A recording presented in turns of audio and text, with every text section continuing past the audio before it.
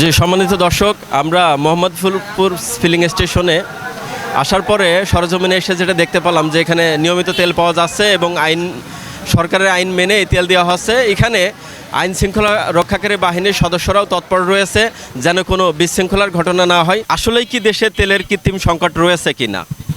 আপনি শুরুতেই বলেছেন কৃত্রিম সংকট, তার মানে কথাটা আমি আপনার কথাটা ধরে নিলাম, কিন্তু রিয়েলি কোনো সংকট নাই।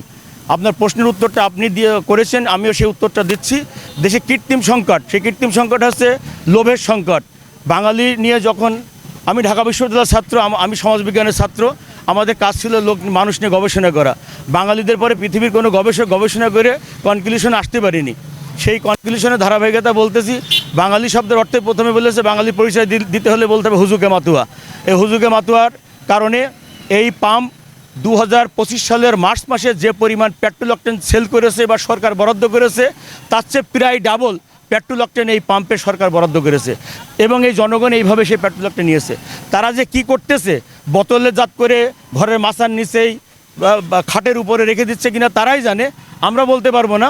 তবে আমরা চেষ্টা করতেছি তাদেরকে বোঝানোর, এবং গতকাল আমি গত পরশু মাইকিং করে বলেছি যে আমি যেহেতু তেলের সাথে জড়িত দীর্ঘদিন, সেই অভিজ্ঞতার আলোকে বলি, চৈত্র বৈশাখ মাসে এই যে আপনারা যদি কেউ এই ধরনের পেট্রোল বা অকটেন বাড়িতে রেখে দেন, চৈত্র বৈশাখ মাসে এটা অটো বোম তৈরি হবে এবং ওই বাড়ি পুড়ে যাবে। একদিন খোঁজ পাবেন আপনার অনুপস্থিতিতে, ছেলে মেয়ে স্ত্রী হাসপাতালে, অথবা অতি উৎসাহী হয়ে আপনার সন্তানরা মুখের মধ্যে এটা ঢেলে দিবে, তখন বুঝবেন যে জ্বালা।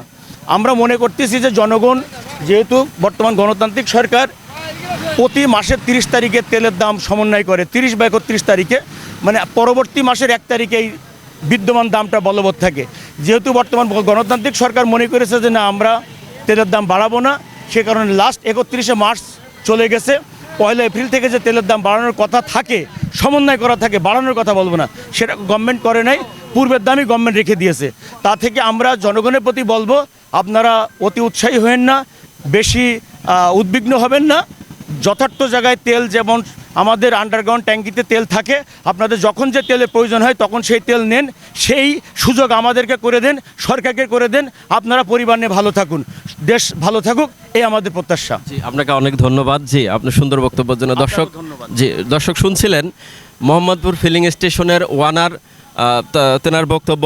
আমরা শুনেছি যে তিনি আইনের যথাযথ প্রয়োগ করছে এবং আইন মেনেই প্রতিনিয়ত কাজ করে যাচ্ছে, এবং তারই ধারাবাহিকতায় আমরা সরজমিনে এসে দেখতে পাচ্ছি যে তিনি নিয়ম মেনেই সব কিছু তেল দিচ্ছেন এবং মোটরসাইকেলগুলো তিনি সিরিয়ালে দাঁড় করিয়ে দিয়েছেন, এবং এখানে আইন শৃঙ্খলা রক্ষাকারী বাহিনীর সদস্যরা রয়েছে।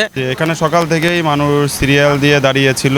এখন আইন কানুন বিধি মোতাবেক সব কিছু মেনেই এইখানে সকাল থেকে তেল দেওয়া হচ্ছে। যতক্ষণ পর্যন্ত তাদের স্টক থাকে ততক্ষণ পর্যন্ত এইখানে যাতে কোনো অপ্রীতিকর ঘটনা না ঘটে, সব কিছু সুশৃঙ্খলভাবে চলে, আমরা সেদিকেই লক্ষ্য রাখছি। এখানে কোনো সমস্যা নাই।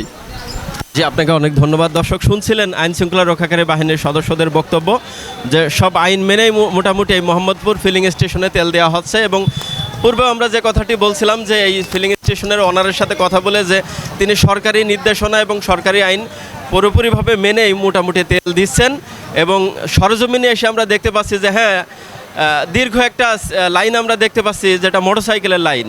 আসলে মোটরসাইকেলের এই লাইনটা যেন অপ্রীতিকর ঘটনা না ঘটে, সেই লক্ষ্যে গতকাল থেকে এই ফিলিং স্টেশনে একটি মার্ক বা মোটরসাইকেলে যারা তেল নিচ্ছেন 500 টাকার, তারা আজকে তেল নেওয়ার সাথে সাথে লাল কালি দেওয়া হচ্ছে, এবং তারই ধারাবাহিকতায় পরের দিন আসলেই তাকে ইনকোয়ারি করা হচ্ছে যে সে তেলটা কোথায় খরচ করেছে, এবং যদি সেখানে অসঙ্গতিপূর্ণ কোনো আচরণ দেখা যায় তাহলে বাইকে আর তেল দেওয়া হচ্ছে না।